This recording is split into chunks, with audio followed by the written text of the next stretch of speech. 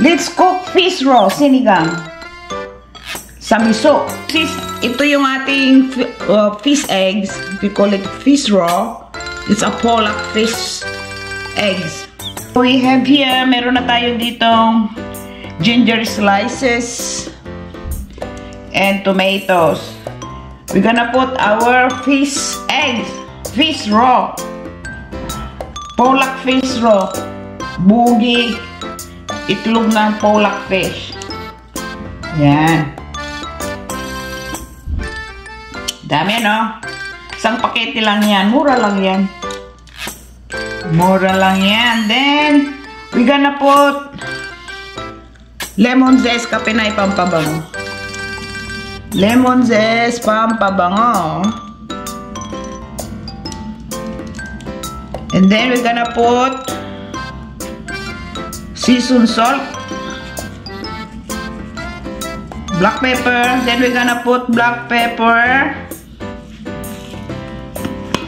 at lagyan natin ng seasoned salt, little only. And I wanna put Himalayan salt, pink Himalayan salt, kapinay. Yan, Himalayan salt. They say Himalayan salt is healthy daw. Okay, and then we put a little bit patis for umami taste. We put a little patis para hindi maalat, konti-konti lang. A little bit of seasoned salt, a little bit of pink salt, and a little bit of patis. And then we're gonna put water. 1 cup of water. Okay, because we're gonna mix it with codfish. I want to put codfish. But we have to cook first the fish egg kasi mas matagal maluto itong fish eggs kaysa doon sa codfish. Kaya, ang gagawin natin, we have to pakulo. We're gonna boil the fish raw until and simmer it until the juice reduce, and then add more water para lutuin natin yung codfish. Okay, alright, lagay natin sa kalan. We're gonna put also kaffir leaves, kapinay, pampabango rin yan. Okay, I love aromatics in my food. Okay, takpan natin. Then we let it boil until we see that the eggs are cooked. Then we will have to put our codfish. Alright, and the sinigang na miso. I almost forget. We have to put onion, kapinay. Yan. You could put regular onion. Regular onion or green onion, nasa sa inyo yan. But most of the time, we put regular onion. Gusto ko lang ang green onion kasi. I put the Mexican sibuyas. They call it Mexican sibuya. Bigger than the green onion. Alright, but still a green onion. Okay, alright. Lutuin muna natin. Itong aking fish, kapinay, is nilamas ko ng green onion din. I learned that from the Chinese cooking para pampalasa, pampabango, at pampaalis din ng lansa. So, I learned this from the Chinese cooking sa YouTube, kapinay. Okay, kapinay, let's check our fish raw. Ayan, luto na. Luto na. Pero lulutuin pa natin pa more. Bango. So now we're gonna put our fish. Gonna put our codfish, kapinay.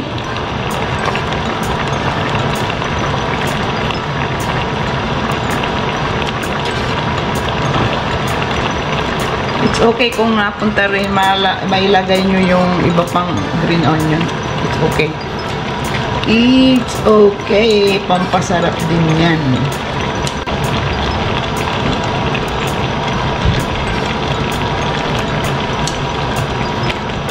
Codfish. This is codfish. One of my favorite na isda. very flaky fish. Ayan. Then, now we're gonna put our miso powder. Miso, sinigang sa miso. Ayan. Then, we're gonna put a little bit of lemon, pampabango.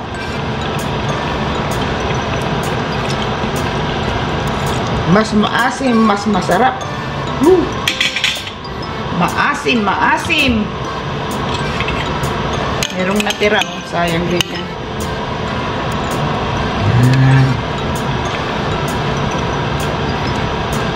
Then, lagyan din natin ng sili mamaya. Alright. Kung tama na yung timpla, pag nag-flaky na yung isda, luto na yan. Okay? Pakulo pa more. We're gonna put our pepper kapinays habang hindi pa luto yung codfish. Yan, para naluluto na rin yung sili na pampabango habang naluluto yung ating isda. Codfish is not cooked yet. Ayan o. Malalaman mong maluto na yung codfish pag medyo nag-flaky na. Ayan. Sarap yan, kapinay. Fish raw and codfish. Sinigang sa miso. Yummy, yum, yum. Pag masipag magluto, masarap ang ulam. Yan. Okay, balikan natin. Okay, kapinay, check natin yung ating isda. Ang ating sinigang sa miso. You see the fish is already flaky. Ayan o. It's flaky already. So, most probably, it's cooked. Ayan o. Sarap yan, kapinay. Tikman natin yung alat sa kaasim kung pwede na. Luto na rin yung fish egg natin. The fish raw is already cooked. Okay, tikman natin.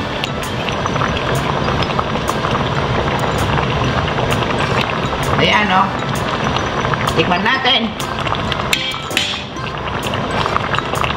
Sarap. I think I want more mas maasim. Kaya ilagay ko na lahat yung lemon. Ayan. We're gonna put all the lemon, kapinay. Let it boil.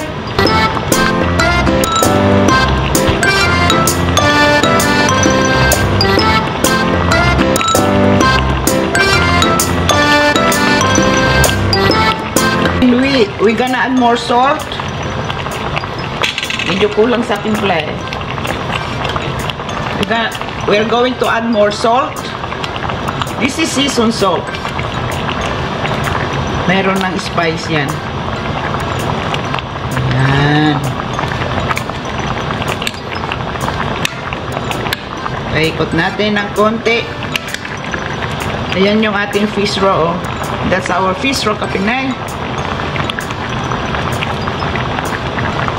Luto na yung ating isda. I don't want to overcook the fish. Kasi lalabog yan. Saka yung lasa ng fish, it will go to the soup. Iba natin ulit.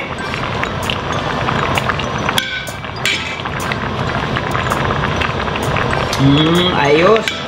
Pwede na.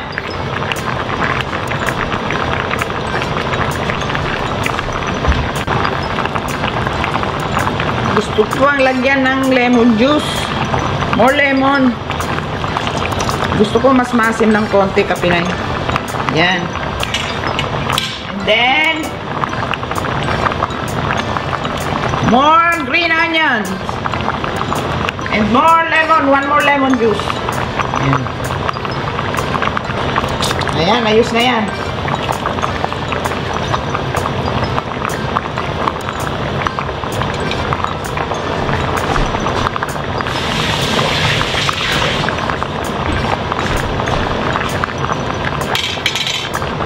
Natin ulit. Luto na yan, kapinay.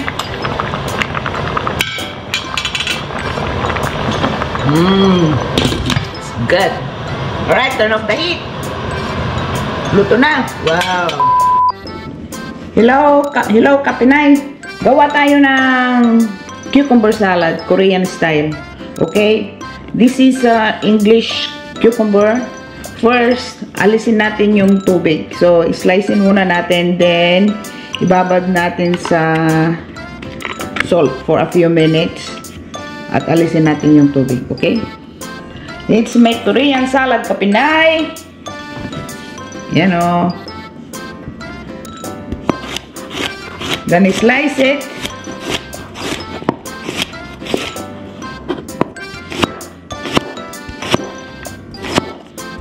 Medyo makapal ng konti kasi parang ninipis yan pag nalis na yung tubig.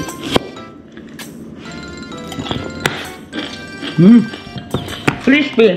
Wrap. You know.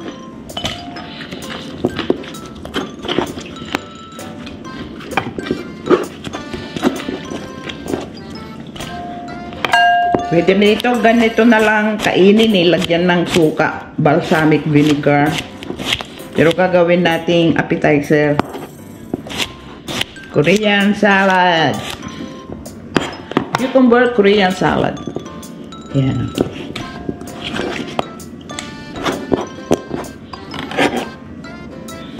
Yan. We're gonna make it chunky slices.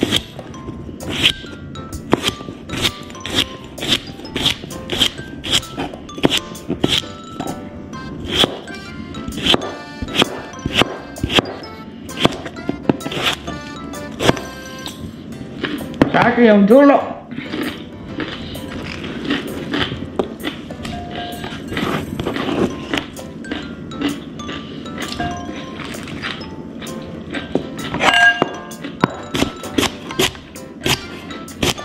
You can use the other kind of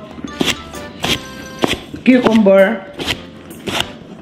All you have to do is remove the water. And so, Kapinay, oh. Then we're gonna put some salt. I've been cooking, so my hands are clean. I'm gonna use my hand to spread the salt. Ayan.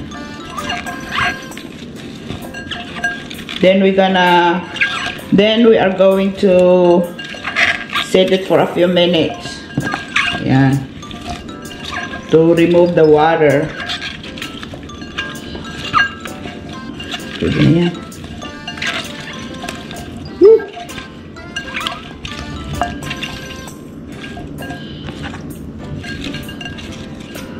Okay, Kapinay. Ayan, oh. Sarap na yan, oh. Ganito na lang kainin, oh. Sarap. Okay, Kapinay. Our cucumber is already na lay. The water is out already. Ayan, oh. Dami tubig doon sa ilalim. See? The water is out there. Ayan, oh. Nagtubig na. Nalanta na. Tikman muna natin. Still crispy.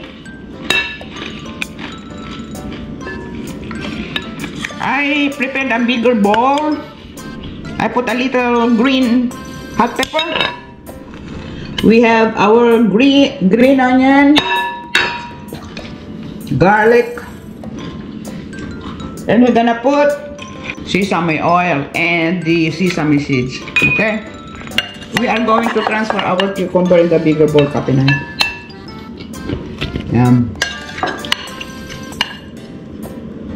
As I said earlier, you could use the other kind of cucumbers, yung regular pepino, the regular cucumber. Ito yung tubig na alis. Okay, now we're gonna put our garlic. Yan.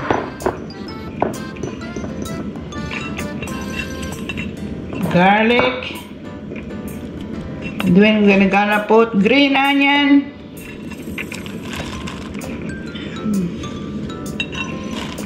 If you like a strong taste of garlic, you could put a lot of garlic.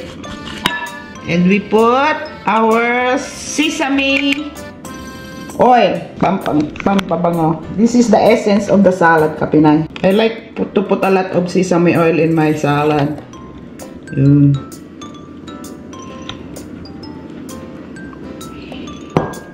We could always add some more.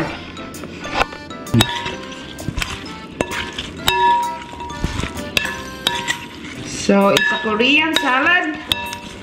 So we're gonna put, instead of the chili paste, I'm gonna put kimchi. Okay, now we're gonna put our kimchi, Kapinay. This is the kimchi here. Okay, lagay natin yung kimchi sa ating cucumber salad to make it spicy. Yan. If you want more color, you could use the chili powder. I use this kimchi to have a little taste of heat. Or you could use the chili paste. Yan. Alright.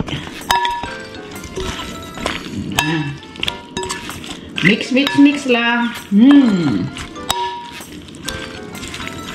Yan. And then we're gonna put a dash of lemon pepper.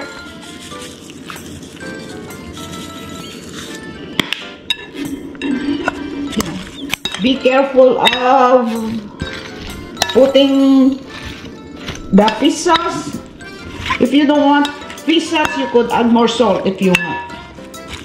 Because some don't like fish sauce. Just be gentle of putting more salt or fish sauce because the cucumber has already salt in it when we marinated it to remove the water. Ayan. For the final taste, we put sesame seed to make it pretty and smell good. Ayan. Be generous of your sesame seed, Kapinay. If you have the roasted one, it's good too because it smells stronger. Ayan, tapos na ating cucumber salad, Kapinay. Ayan, let's taste it. Ang bango ng ating cucumber salad.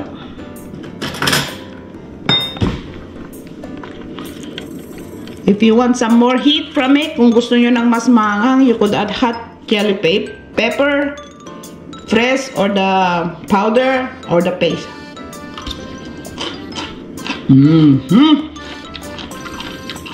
Sarap. Ayan. Teka, ilagay ko na lahat yung aking kimchi. Ayan. Nilagay ko na lahat yung aking kimchi. Kulang sa anghang. Ayan. Bango. Ayan o, sarap sa Pinay. I want to add more patis kasi hindi kulang sa alat. Yan. And then, if you want, you could chill it. Ilagay nyo muna sa refrigerator to make it cool or chilled para mas malamig to serve for appetizer. Pero pag hindi na kayo makapaghintay, pwede na rin yan kainin kaagad. Okay, this is our cucumber salad, Kapinay, Korean style. Kapinay version. Yan, kain na tayo. Kanina pa ako nagugutom. Ulam natin yung sinigang na fish roe o bugi ng isda at saka yung codfish. Okay, kain na tayo. Magsandok na.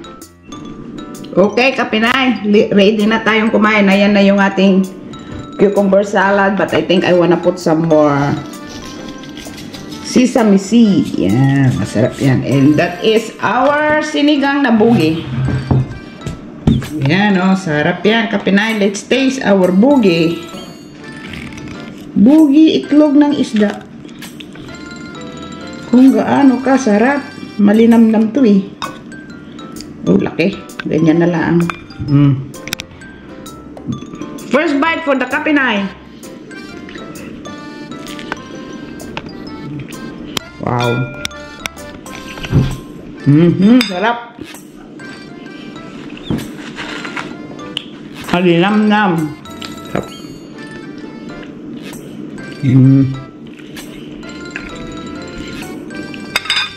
Nauna yung ulam kaysa yung appetizer. Let's taste our fish. Codfish. Good, Kapinay. Sarap. Wow, it's good. Sarap yung ulam. Tikman natin yung ating cucumber salad.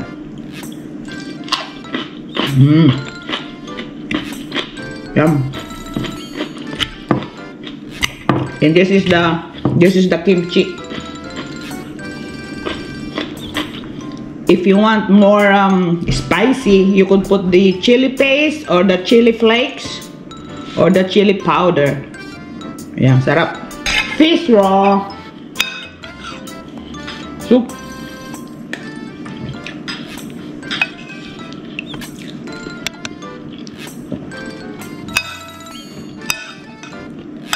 Sarap. Luto na ulit, Kapinay. Para masarap ang ating ulam, magluto. Sarap. Magluto na. Magluto na. Masarap ang ating ulam pag tayo ang nagluluto. Because we timpla-timpla it with our own taste. Sarap. Bugi. Itlog ng isda.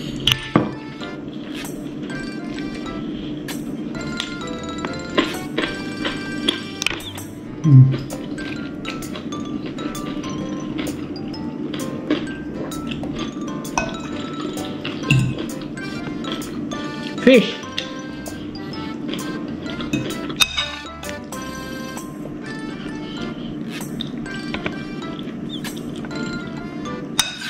Okay, Kapinay, this is our cooking for today. Enjoy your cooking, Kapinay, and thank you for watching. Let's cook and eat.